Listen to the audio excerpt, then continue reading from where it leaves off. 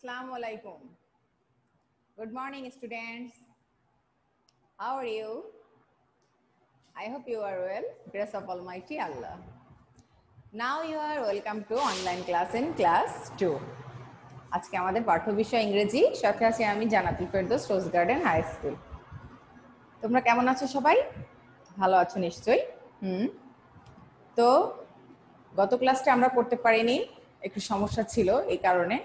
তো আজকে আমরা ক্লাসে এর জন্য অ্যাটেন্ড করব সবাই মনোযোগ সহকারে, ঠিক আছে? আচ্ছা, এখন তোমরা ইংলিশ ফর টুডে বইটি সবাই সামনে নাও। তোমাদের কাছে নিশ্চয়ই ইংলিশ ফর টুডে বইটি রয়েছে। নিয়েছো সবাই? আচ্ছা, ওপেন দ্য 46 পেজ। 46 পেজটি ওপেন করো, দেখো কি আছে। রাইমস, আজকে আমরা একটি ছড়া পড়ব, ঠিক আছে? আমাদের ছড়ার নাম অ্যানিমেলস। কি নাম? অ্যানিমেলস। অ্যানিমেলস মানে কি? আমরা অ্যানিমেল মানেই কিন্তু জানি যে জীবজন্তু, এই জিনিসগুলোকেই বোঝায়। যেহেতু অ্যানিমেলস আছে, এস যুক্ত আছে, তার মানে কি অনেকগুলো জীবজন্তুর কথা এখানে বলা হচ্ছে, তাই তো? আচ্ছা, এখন আমরা একটু রাইমসটা পড়ি, দেখি তো কি আছে। A black cat in a hat. তোমরা বইটি খোলো, দেখো, দেখতে পারবে একটি কালো রঙের বিড়াল আমরা দেখতে পাচ্ছি, মাথায় একটি টুপি। A black cat in a hat, a blue bear with long hair. A blue bear with long hair, তার মানে এখানে আমরা একটা নীল রঙের কি দেখতে পাচ্ছি? ভাল্লুক। বেয়ার মানে ভাল্লুক, আমরা খুব ভালোভাবে জানি। উইথ লং হেয়ার মানে কি? লম্বা লম্বা চুল আছে সাথে, তাই এটা বলতেছে যে a blue bear with long hair. আচ্ছা, এরপরে আমরা কি দেখতে পাচ্ছি? A red rat under a mat. A red rat under a mat মানে একটি লাল রঙের ইঁদুর মাদুরের নিচে রয়েছে, আমরা দেখতে পাচ্ছি না? আচ্ছা, এরপরে a brown ox on a box. A brown ox on a box, তার মানে একটি বাদামি রঙের ষাঁড় দেখতে পাচ্ছি আমরা একটি বক্সের উপরে, তাই না? তো আমার সাথে আবারও বলো, আজকে আমাদের রাইমসের নাম অ্যানিমেলস। কি নাম? অ্যানিমেলস। গুড। এখন আমার সাথে বলো, a black cat in a hat. A black cat in a hat, a blue bear with long hair. A blue bear with long hair, a red rat under a mat. A red rat under a mat, আর a brown ox on a box. A brown ox on a box. তাই তো, এখানে কিন্তু কিছু জিনিস শেখার আছে আমাদের। আমি কিন্তু পূর্বেও বলেছিলাম, ইন মানে কি বলো তো? ইন মানে ভেতরে। ইন মানে ভেতরে। অন মানে উপরে। অন মানে কি? উপরে। আন্ডার মানে নিচে। আন্ডার মানে নিচে, ঠিক আছে? আর উইথ মানে সাথে। উইথ মানে সাথে, ঠিক আছে?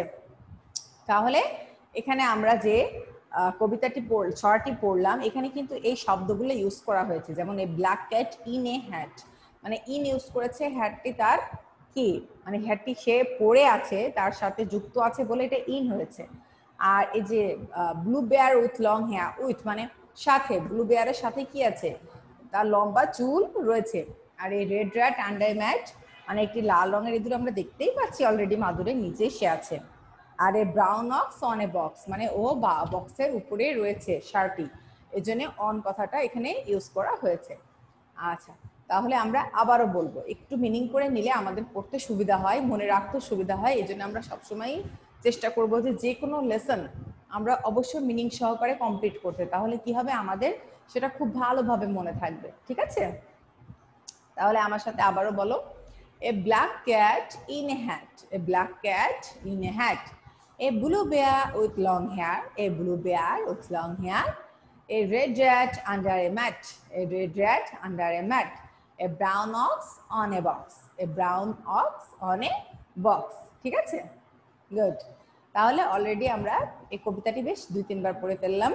আমি আবারও কিন্তু রিভিশন দেবো এবং তোমাদের কাছে আমি জিজ্ঞাসা করবো তোমরা পারছো কিনা বা মনে আছে কিনা। আমি কিন্তু বারবার বলি, অবশ্যই তোমরা মনোযোগ সহকারে পড়লে ক্লাসেই তোমাদের লেসনগুলো তোমরা কমপ্লিট করে ফেলতে পারবে, ঠিক আছে?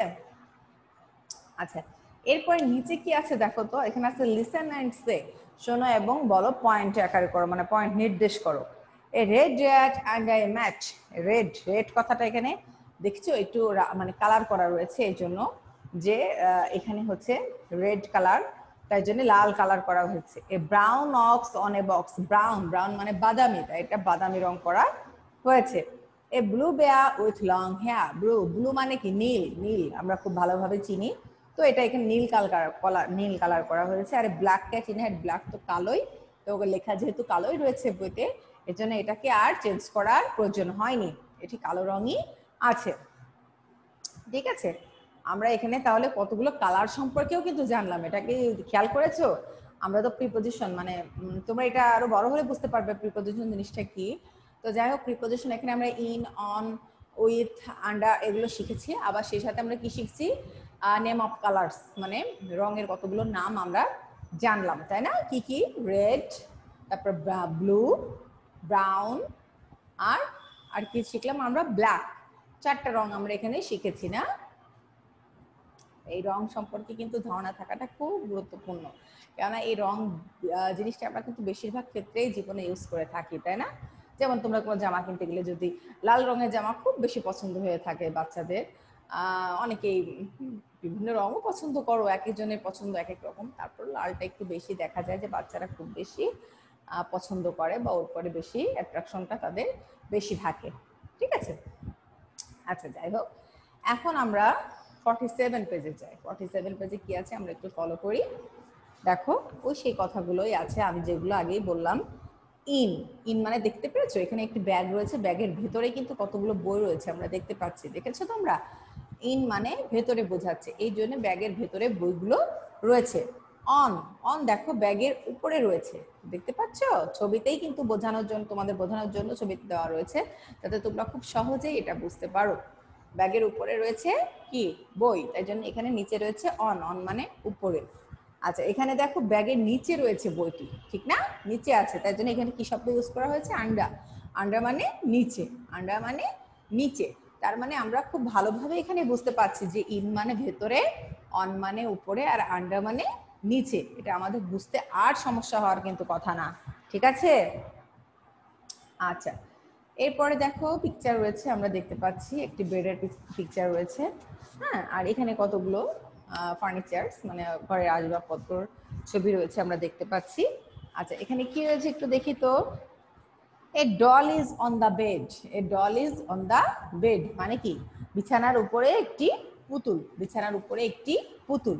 আমরা দেখতেই পাচ্ছি যে বেড মানে বিছানা, আর অন মানে উপরে, আমরা আগেই দেখলাম, আর এখানে একটি ডল রয়েছে।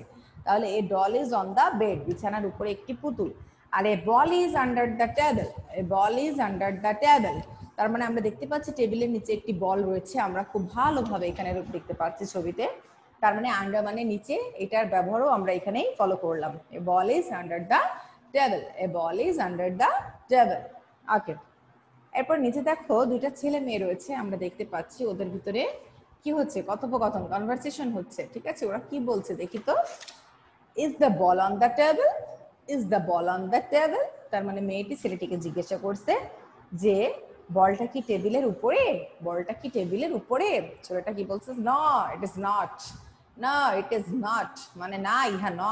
কারণ আমরা দেখতেই পাচ্ছি যে এখানে বলটি টেবিলের নিচে, তো উপরে তো কখনোই হবে না, এই জন্য ও বলতেছে নো ইট ইজ নট। আচ্ছা, এরপরে কি বলতেছে মেয়েটি? হোয়ার ইজ দ্য বল, তাহলে বলটি কোথায়? হোয়ার ইজ দ্য বল, বলটি কোথায়? ও কি বলতেছে? It's under the table, it's under the table, yeah টেবিলের নিচে। ঠিক আছে, তোমরা যখন কথা বলবে একজন আরেকজনের সাথে, যখন জিনিসটা ঠিক হবে না, তখন তোমরা এটা ইউজ করবে যে নো ইট ইজ নট। আর যখন ও আবার জিজ্ঞাসা করবে প্রশ্নটা, তখন তোমরা তার অ্যাপ্রোপ্রিয়েট অ্যান্সারটি দিবে। এই জন্য আমাদেরকে অবশ্যই ইন, অন, আন্ডার এগুলোর ব্যবহার জানতে হবে, নাহলে তো আমরা আন্দাজে অ্যান্সার দিতে পারবো না। পারবো কি? না, পারবো না। এই জন্য আমাদেরকে অবশ্যই ইংলিশের মানে শিখতে হবে, মানে অর্থ বুঝতে হবে। ইংলিশের অর্থ আমরা যত বুঝতে পারবো, ইংলিশ বলা, ইংলিশ লেখা সবকিছুর ক্ষেত্রে আমাদের তত সহায়ক ভূমিকা পালন করবে। ঠিক আছে? আচ্ছা, তাহলে আমরা এখানে ইন, অন, আন্ডার এগুলো সম্পর্কে বেশ একটু কমপ্লিটলি ধারণা পেয়েছি। আরও ভালোভাবে আমরা আরও যত ক্লাস করব তত শিখতে পারবো, জানতে পারবো। ঠিক আছে, তাহলে আমার সাথে একটু আবারও বলো, আজকে আমাদের রাইমসের নাম কি? অ্যানিমেলস। কি নাম? অ্যানিমেলস। বলো। A black cat in a hat, a black cat in a hat, a blue bear with long hair, a blue bear with long hair, তারপর a red rat under a mat, a red rat under a mat, আর a brown ox on a box, a brown ox on a box, তাই তো? আচ্ছা আমরা একটু বোর্ডে যাই দেখি আজকে আমাদের রাইমস এর নাম কি হলো বলো? অ্যানিমেলস। রাইমস এর নাম কি? অ্যানিমেলস, ঠিক আছে? আচ্ছা তাহলে আজকে আমরা কি কি কালার সম্পর্কে ধারণা পেয়েছি একটু বলি তো, দেখি তোমরা পারো কিনা। কি কি কালার সম্পর্কে আমরা আজকে জানতে পেরেছি একটু বলো। ব্ল্যাক, ব্ল্যাক মানে কি বলো তো? ব্ল্যাক মানে কালো, ব্ল্যাক মানে কালো। আচ্ছা ব্লু, ব্লু মানে কি? ব্লু মানে নীল। আচ্ছা ব্রাউন, ব্রাউন মানে বাদামি, ঠিক আছে? আর রেড, রেড মানে লাল। ওকে, তাহলে আমরা কি কি কালার সম্পর্কে এখানে ধারণা পেয়েছি। এগুলা কি, কিসের নাম বলো? এগুলো হচ্ছে কালার্স, এগুলো হচ্ছে বিভিন্ন রং, ঠিক আছে? বুঝতে পেরেছো কি কি কালার আমরা পেয়েছি এখানে? Black, blue, brown, red. আমার সাথে আবার বলো, ব্ল্যাক, ব্লু, ব্রাউন, রেড, চারটা কালার আমরা পেয়েছি এখানে। ব্ল্যাক কালো, ব্লু নীল, ব্রাউন বাদামি, আর রেড লাল, ঠিক আছে? আচ্ছা তারপরে এখানে আমরা কোন কোন প্রিপজিশনের ব্যবহার শিখেছি, কোনগুলো সম্পর্কে একটু জেনেছি বলো।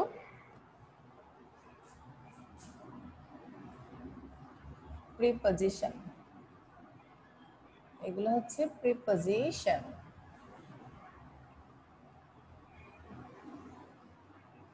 আচ্ছা কি কি জেনেছি আমরা? ইন, ইন মানে কি বোঝায়? ভেতরে, ভেতরে।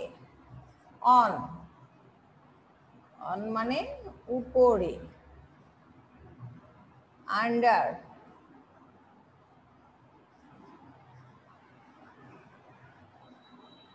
আন্ডার মানে নিচে। আর উইথ, উইথ মানে সাথে, ঠিক আছে? আমরা এই প্রিপজিশন গুলো এখানে শিখেছি। ইন মানে ভেতরে, অন মানে উপরে, আন্ডার মানে নিচে, আর উইথ মানে সাথে, ঠিক আছে? এই চারটা প্রিপজিশনের ব্যবহার আমরা এখানে শিখেছি। আচ্ছা আর এখানে কি কি অ্যানিমেলস এর নাম রয়েছে সেটা একটু দেখেছো, খেয়াল করেছো? আমরা যে কবিতাটি পড়ছি, রাইমসটি পড়ছি অ্যানিমেলস, এখানে কোন কোন অ্যানিমেলস এর কথা বলা হয়েছে একটু বলো। ক্যাট, পেনটি ডিস্টার্ব করতেছে।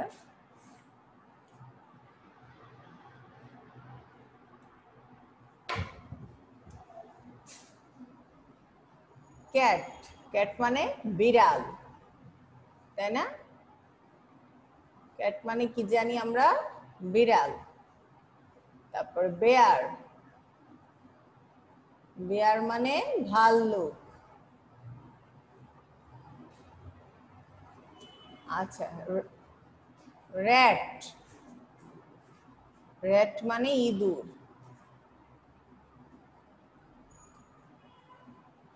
আর অক্স, অক্স মানে ষাঁড়। মোটামুটি এই চারটি অ্যানিমেলস আমরা এখানে দেখতে পেয়েছি। কি কি? ক্যাট, বেয়ার, র্যাট আর অক্স। তাহলে এই একটা কবিতার ভিতরে দেখো খেয়াল করে আমরা কিন্তু অনেকগুলো জিনিস শিখে ফেলেছি না? অ্যানিমেলস এর নাম জেনেছি, কালার্স এর নাম জেনেছি, আবার সেই সাথে প্রিপজিশনের ব্যবহারও জেনেছি, ঠিক আছে? আচ্ছা তাহলে আজকে ইংলিশ ফ্যাক্টরি বইটি এই পর্যন্ত থাক। এখন তোমরা অ্যাক্টিভ ইংলিশ বইটি নাও, অ্যাক্টিভ ইংলিশ। অ্যাক্টিভ ইংলিশ বইয়ের 42 পেজটি ওপেন করো। 42 নিচে সবাই সামনে।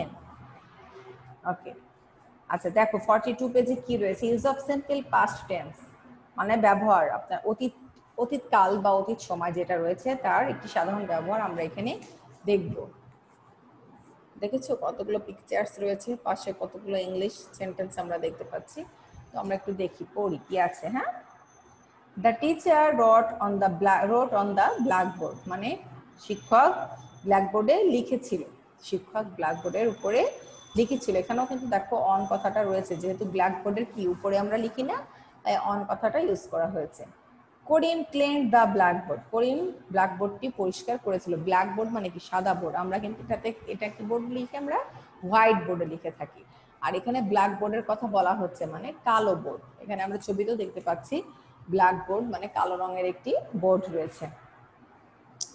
তো এখানে এই যে পাস্ট টেন্স ব্যবহার করা হয়েছে, দেখো রোট, রোট মানে হচ্ছে লিখেছিল, আর রাইট মানে হচ্ছে লেখা। তো এই রাইটেরই পাস্ট ফর্ম হচ্ছে রোট। আর ক্লিন মানে পরিষ্কার করা, আর এখানে ক্লেন্ড ডি যুক্ত হয়েছে, এটা মানে পরিষ্কার করে ছিল, অতীতের কথা যেটা হয়ে গিয়েছে যে কাজগুলো, সেটার ব্যবহার করার জন্য এই শব্দটা ইউজ করা হয়েছে। তো এগুলোকে আমরা পাস্ট টেন্স বলে থাকি, মানে অতীত সময় বা অতীত কাল। ঠিক আছে।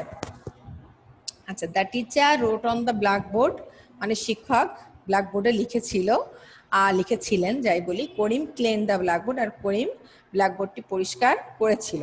এরপর নিচে দেখো, Meena open the door, opened এখানেও ডি যুক্ত হয়েছে, দেখো Meena open the door, Meena দরজাটি খুলেছিল। Asim walked into the classroom, Asim walked into the classroom মানে অসীম হেঁটে ক্লাসরুমের ভেতরে এসেছিল বা ঢুকেছিল। অসীম ওয়াকড হেঁটে, ওয়াক মানে কি হাঁটা, ও হেঁটে হেঁটে ক্লাসরুমের ভিতরে এসেছিল।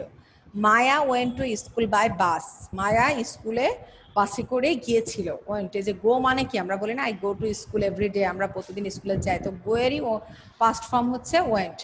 Maya went to school by bus, Maya স্কুলে বাসে করে যায় বা গিয়েছিল, সরি যায় না, গিয়েছিল। আর Rahim went to school on foot, Rahim পায়ে হেঁটে স্কুলে গিয়েছিল। ফুট মানে পায়ে হাঁটা, আমরা খুব ভালোভাবে জানি। তো এখানে বলতেছে যে Rahim went to school on foot, Rahim পায়ে হেঁটে স্কুলে গিয়েছিল। তার মানে মায়ের কথা বলতেছে, ও বাসে করে গিয়েছিল আর রহিম পায়ে হেঁটে গিয়েছিল।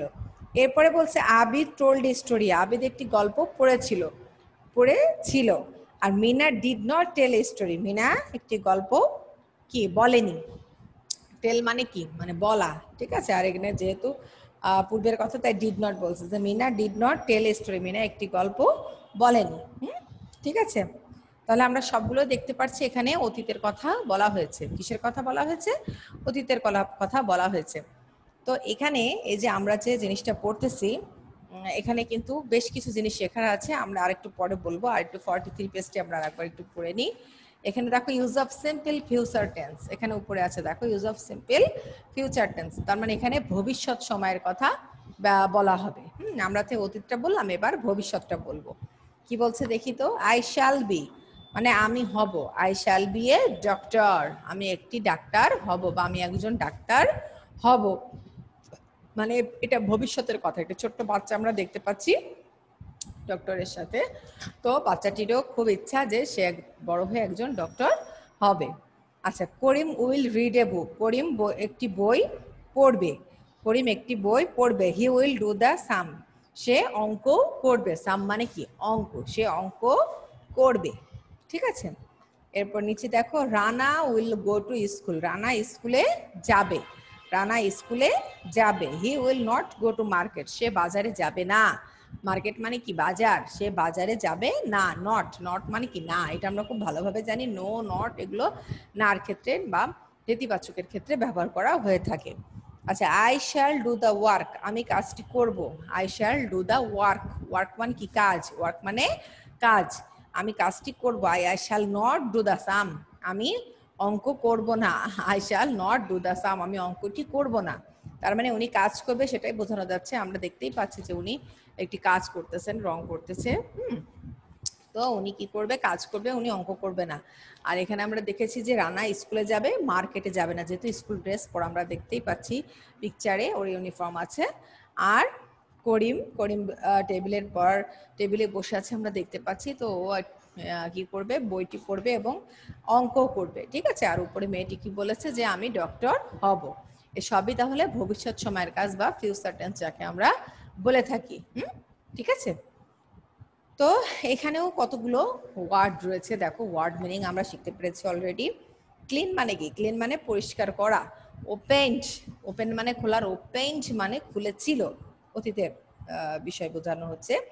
রোট মানে লিখেছিল, রোট মানে লিখেছিল। ক্লাসরুম মানে শ্রেণীকক্ষ, আমরা খুব ভালোভাবে জানি। স্টোরি মানে গল্প, স্টোরি মানে গল্প। আচ্ছা, এখানে কি আছে? ডক্টর মানে ডাক্তার, ডক্টর মানে কি? ডাক্তার। আর আই শ্যাল বি মানে আমি হব। ওয়ার্ক মানে কি? কাজ করা, ওয়ার্ক মানে কাজ করা। রিড মানে পড়া, রিড মানে পড়া। আর সাম মানে অঙ্ক, সাম মানে কি?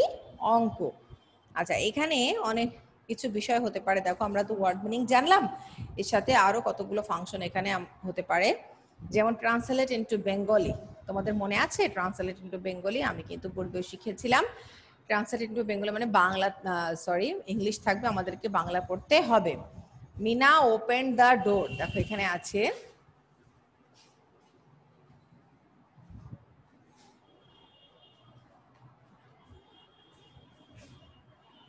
ট্রান্সলেট ইনটু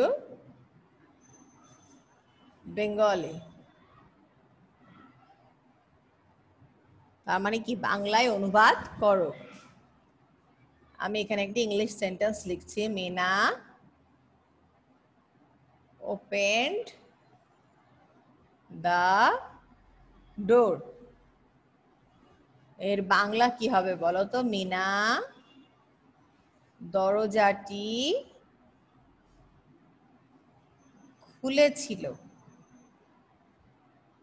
মিনা দরজাটি খুলেছিল। ঠিক আছে, তাহলে বেঙ্গলি ট্রান্সলেট বেঙ্গলি মানে ইংলিশ রয়েছে, আমরা তার বাংলাটি করলাম।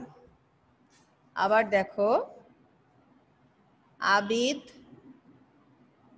told a story, আবিদ একটি গল্প কি করেছিল? বলেছিল, বলেছিল। ওকে, তাহলে আমরা এখানে এটা দেখতে পারলাম না? তারপরে দেখো, I shall be a doctor, I shall be a doctor মানে আমি একজন কি হব? ডাক্তার হব। বাংলা বলার ক্ষেত্রে আমরা ডাক্তার বলবো, ঠিক আছে? আমি একজন ডাক্তার হব, ঠিক আছে? তাহলে আমরা দেখলাম যে ট্রান্সলেট ইনটু বেঙ্গলি মানে বাংলায় অনুবাদ করো, ইংলিশ থাকবে, আমাদেরকে তার বাংলাটি করতে হবে, অবশ্যই মিনিংফুল হতে হবে, ঠিক আছে? ওকে, আর ওয়ার্ড মিনিং তো আমি আগেই বলেছি, মানে অ্যানিমেলস করার সময় আমরা দেখেছি। ওয়ার্ড মিনিং মানে শব্দ অর্থ, ওয়ার্ড মিনিং মানে শব্দ অর্থ। তার মানে কি? এটি ইংলিশ ওয়ার্ড থাকবে, আমাদেরকে তার বাংলাটি লিখতে হবে। যেমন সাম মানে কি বলো তো? এটা কিন্তু তোমাদের সব সময় কাজে লেগে থাকে এই জিনিসটি। সাম মানে অঙ্ক, সাম মানে অঙ্ক, ঠিক আছে?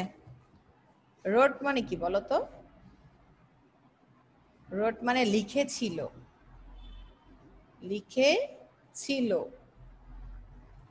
ওকে, আর ওপেন্ড মানে, ওপেন্ড মানে খুলেছিল, খুলেছিল। ওয়ার্ড মিনিং মানে আমরা এটাই জানি যে একটি ইংলিশ ওয়ার্ড থাকবে, আমরা তার বাংলা শব্দটি লিখবো, বাংলা অর্থটি লিখবো। ওকে, আচ্ছা, এরপরে দেখো আমরা কি করতে পারি, আরো ফাংশন আছে এখানে। কোশ্চেনস অ্যান্সার,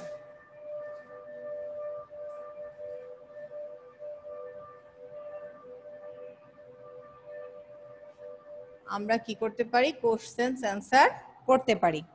তার মানে প্রশ্নের উত্তর, প্রশ্নের উত্তর, এটা আমরা এখানে করতে পারি, ঠিক আছে? আচ্ছা, যেমন এই যে মিনা ওপেন দ্য ডোর, এই সেন্টেন্সটি রয়েছে, তো এটাকে আমরা যদি প্রশ্ন করতে চাই কি করতে পারি? Who open the door, who open the door, কে দরজাটি খুলেছিল? আনসারে আমরা কি দিব? Meena open the door. তারপরে এখানে আছে আবিদ টোল্ড এ স্টোরি, আমরা কি দিতে পারি? Who told a story, who told a story, কে গল্প বলেছিল? আবিদ টোল্ড এ স্টোরি মানে আবিদ গল্প বলেছিল। ঠিক আছে, একটু দেখো, আমি বোর্ডে দেখাচ্ছি তোমাদের বোঝার সুবিধার্থে।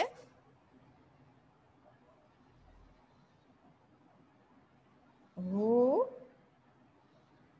ওপেন্ড দ্য ডোর। প্রশ্নবোধকে অবশ্যই আমরা জানি কোশ্চেনস মার্ক ইউজ করতে হয়, আর প্রশ্নে অ্যান্সার দেওয়ার সময় এএনএস দিয়ে একটি সংক্ষেপে দিয়ে আনসার কথাটা সংক্ষেপে আমরা এভাবে ইউজ করে থাকি, তাই না, প্রশ্নে অ্যান্সার দেওয়ার ক্ষেত্রে। আচ্ছা, এখন আমরা কি লিখব, কি পড়েছি আমরা লেসন থেকে শিখেছি যে Meena opened the door. Meena দরজা খুলেছিল, মিনা দরজা খুলেছিল। আচ্ছা, আর একটা আছে কি, হু টোল্ড এ স্টোরি। কে গল্প বলেছিল মনে আছে? Abid. Abid told a story. Abid told a story. Abid একটি গল্প বলেছিল। তাহলে আমরা দেখলাম যে কোশ্চেন্স মার্ক মানে প্রশ্ন থাকবে, তার অ্যান্সারটি আমাদের করতে হবে। ঠিক আছে, তো এই একটা দেখো, এই যে একটা পড়ার ভেতর থেকে আমরা কিন্তু অনেকগুলো ফাংশন অলরেডি শিখতে পারছি না, বেশ অনেকগুলো ফাংশনই আমরা শিখে ফেলেছি। আচ্ছা, তাহলে এখানে আমরা বুঝলাম। আচ্ছা, হু দিয়ে একটা জিনিস তোমাদেরকে আমি বোঝাই। হু দিয়ে যদি কোনো কোশ্চেন্স থাকে, হু মানে কি, কে, হু মানে কে, এই হু দিয়ে কোনো প্রশ্ন থাকলে শুধু সেক্ষেত্রে নামটা ইউজ করে বাকি যা থাকে তা কিন্তু বসিয়ে দিলেই অ্যান্সারটি দেওয়া হয়ে যায়। এটা কিন্তু একটা খুব ভালো একটা জিনিস, সব যে মনে করে মানে মুখস্থ করেই লিখতে হবে সেটা না। দেখো, হু দিয়ে কোনো কোশ্চেন্স থাকলে তার অ্যান্সারের ক্ষেত্রে হুর ক্ষেত্রে শুধু নেমটা ইউজ করতে হয়। যেহেতু হু মানে কে, মানে কোনো ব্যক্তিকে বোঝানো হচ্ছে, তো তো নামটি ব্যবহার করার পরে বাকি কথাটা লিখে দিলেই কিন্তু হয়ে যায়। এখানেও দেখেছো হু রয়েছে, আবিদ করেছি, বাকি যা আছে সব লিখে দিয়েছি, ঠিক না? এই জিনিসটি দেখবে যে তোমরা যত বড় হবে, বড় ক্লাসে উঠলেও কিন্তু এই জিনিসটি খুব কাজে লাগবে। এই জন্য এটা তোমরা একটু কাইন্ডলি মনে রেখো, তোমাদেরই ভালোর জন্য আমি বলছি। দেখবে যে এটা তোমাদের খুব ভালো একটা কাজে আসবে। ঠিক আছে, তাহলে আমরা কোশ্চেন অ্যান্সার সম্পর্কেও বেশ ধারণা পেয়ে গিয়েছি। এখন আমরা আরেকটু দেখি কি করা যায়। ফিল ইন দ্য গ্যাপস করতে পারি। ফিল ইন দ্য গ্যাপস মানে কি, শূন্যস্থান পূরণ।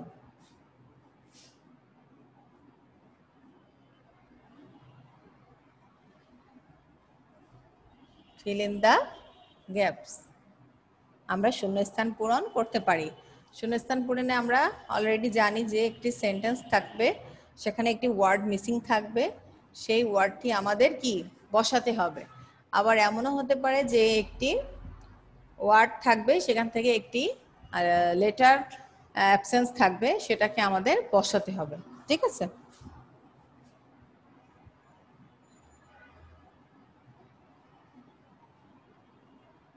দেখো আমি আগে সেন্টেন্স লিখে নিই, তারপরে আমি তোমাদের জিনিসটি ভালোভাবে বোঝাচ্ছি।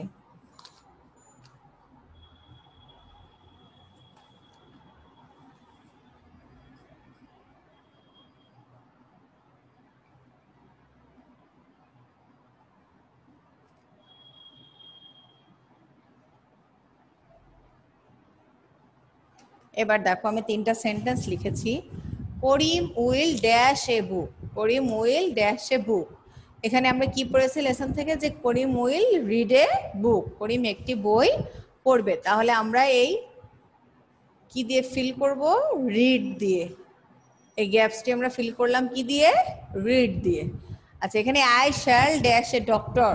I shall dash a doctor, তো আমরা অলরেডি কি পড়েছি যে I shall be a doctor. I shall be a doctor, তার মানে আমরা এই গ্যাপসটি ফিল করলাম বি দিয়ে। He will do the dash, আমরা কি পড়েছি, he will do the sum. He will do the sum মানে সে অঙ্কটি করবে।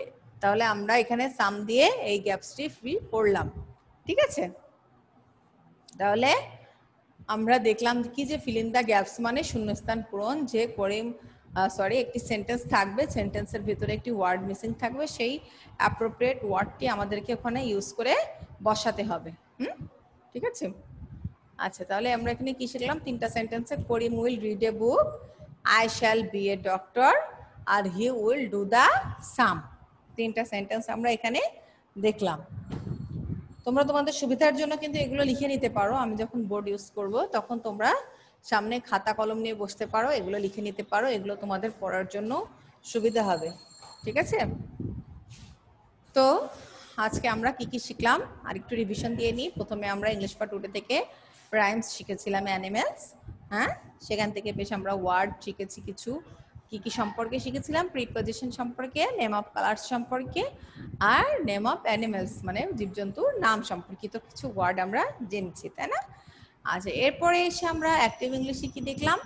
অ্যাক্টিভ ইংলিশে আমরা পাস্ট টেন্স এবং ফিউচার টেন্সের ব্যবহার শিখেছি। পাস্ট মানে অতীত আর ফিউচার মানে ভবিষ্যৎ। তো সেগুলো নিয়ে আমরা বেশ কিছু জিনিস আমরা দেখেছি। সেখানেও কিন্তু আমরা ইন অন এই জিনিসটা ফলো করেছি। তো সেখান থেকে আবার যে পার্ট আমরা পড়েছি অ্যাক্টিভ ইংলিশে, সেখান থেকে আবার আমরা কি কি ফাংশন শিখেছি? ওয়ার্ড মিনিং, শব্দ অর্থ শিখেছি।